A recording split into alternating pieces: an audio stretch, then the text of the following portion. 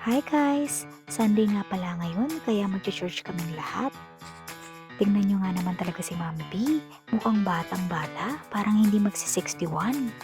Actually, si Mama at si Mimi ay mga Katoliko pero pag nandito sila sa amin, sumasama sila sa Sunday service. Malapit lang tong church sa bahay. Gustong gusto ko nga talaga dito kasi feel at home talaga.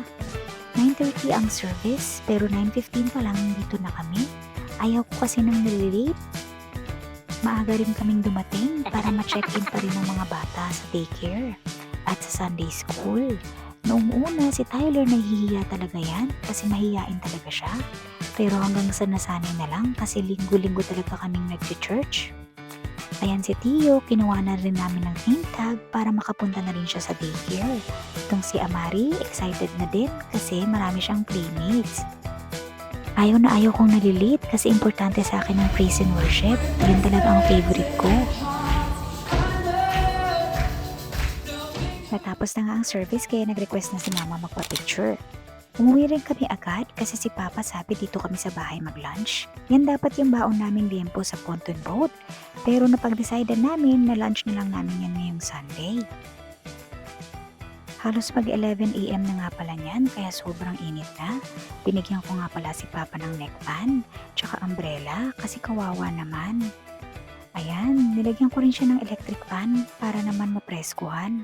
Ang sarap talaga ng liempo, lalo na ang timpla ni Papa. Merong sikat na Jones Barbecue dati. Kalasang kalasa ng timpla ni Papa kaya ang sarap talaga. Blessed talaga kami dyan kay Papa kasi talagang yan ang love language niya. Bata pa lang ang Papa, mahilig na daw siyang magluto.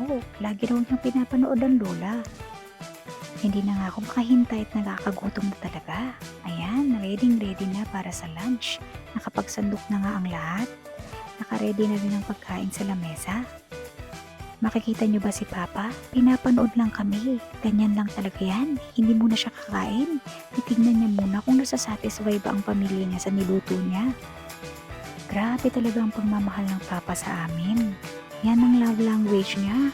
Ang paglutuan kami ng masarap, lalo na ang mga apo niya. Paper plates na lang din palang pinagamit ko sa lahat para konti lang ang hugasin. Ayan si Papa, binabantayan niya kung kumakain ba ang mga apo niya. Minsan nga sobrang dami niyang magsandok kaya kawawa din talaga yung mga yan. Itong si Papa, the next day, binibida niya sa akin yung mga napitas ng mga tanim niya. Mahilig nga rin pala magtanim yan. May green thumb talaga siya. Buti nga nabuhay pa yung mga yan eh. Binili niya talagang diligan ko pero never kong nadiligan. Mag-iisang buwan na rin siyang wala dito sa bahay. Buti na lang nabuhay yung mga yan. Ito nga pala yung araw ng birthday ni Mama, Monday, May 26. Makikita mo naman mukhang LQ na naman sila. Ganyan din ba yung mga magulang nyo? Halos araw-araw nagbabangayan? O diba, pakipot pa si Maya ayaw magpakis. Kaya pumunta sa kwarto. Kunyari busy-busyhan. Actually, nag-iimpake na sila kasi pabalik na rin sila sa bahay nila Mimi. Halos 5 hours ang drive papunta sa kanila. Kaya hindi na naman ganun kalayuan. Ang saya nga kasi lahat kami nasa Florida na.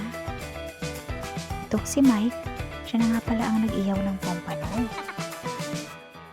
Si Papa, as usual, nagre-ready na naman sa kusina, magpa-fried chicken daw siya para sa mga apo niya. The best din ng fried chicken ni Papa is yan sa favorite ko sa mga niluluto niya. Minsan nga para sa akin mas masarap pa yan sa Jollibee. Kinantahan na rin pala namin ng happy birthday si Maya. Happy birthday, dear Maya. Happy birthday to you. Happy birthday, Maya. Happy birthday, Maya. Happy birthday, dear Maya. Happy birthday, Maya. Simpleng handaan na nga lang pala ang ginawa namin kay Maya for today. Kasi sinelebrate na rin namin yung birthday niya last week sa St. John's. Nag-boodle fight kami doon.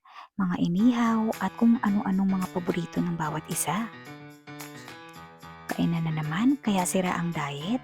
Kapag kumpleto talaga kami, hindi mo magagawa ang diet mo. Kaya for sure, nag-gain na naman ako ngayon. Ayan si Tyler. Favorite din niya talaga ang fried chicken ng Papayo. Si Simple lang talaga ang pamilya namin. Masaya na kami basta salo-salo at kompleto. O ayan, si Mami B at si Papa Yo mukhang okay na naman. Kanina nagbabangayan lang pero mukhang bati na naman sila. Kaya naman pala, sino ba naman kasi hindi magiging masaya pag binigyan ng pera? Ang saya-saya na naman ni birthday girl. Si Mama, hindi naman talaga siya mukhang 61, mukha lang 59. Sabi nga niya, nung nasa Pilipinas siya, nakapila siya sa senior citizen lane. Tinatanong siya bakit nandun daw siya. O diba, proof yan na mukhang hindi 60 and above si Mama. Natapos na nga kumain ng lahat, kaya nagpahinga muna dito sa sala. Maya-maya kasi magdadrive na rin sila pa uwi. Kaya ang mga bata, ito naglalaro na kasi mamimiss na naman sila si Zach. Siyempre si Mama Tay nakaisip na naman ng mga pag-games sa mga bagets. Ito namang tatlo, laging uto-uto. Si Mama, ayan, ayaw papigil. Ilang beses na namin sinabihan na huwag nang kumilos at magpahinga na lang dito sa amin sa sala. Kung si Papa ko ang love language ay ang pagluluto, si Mama naman pagliligpit, pag-aasikaso at pag-aalaga ang love language niya. Talaga namang napakaswerte at blessed namin sa mga magulang namin. Yan ang nakalakihan namin, kaya kaming tatlong Marias niya. Ganyan din kami sa aming pamilya. Finally, nagpahinga rin ang Mami B. Alam niya ba na kapag hindi niyo siya makikitang maglilinis, hanapin niyo lang yan sa kwarto.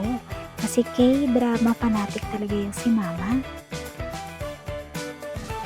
Malungkot na naman kasi aalis na naman sila. Magkakalayo na naman kami at kami-kami na lang dito. Nag-start na si Mami B na magpaalam sa mga apo niya. Pero buti na lang talaga, nandito na kaming lahat sa Florida. God's willing talaga na mapadpad kaming lahat dito. Buti na lang at summer break na kasi in 2 weeks time kami naman ang pupunta sa kanila. Thank you for watching. Samahan niyo kami ulit sa susunod na vlog. Bye!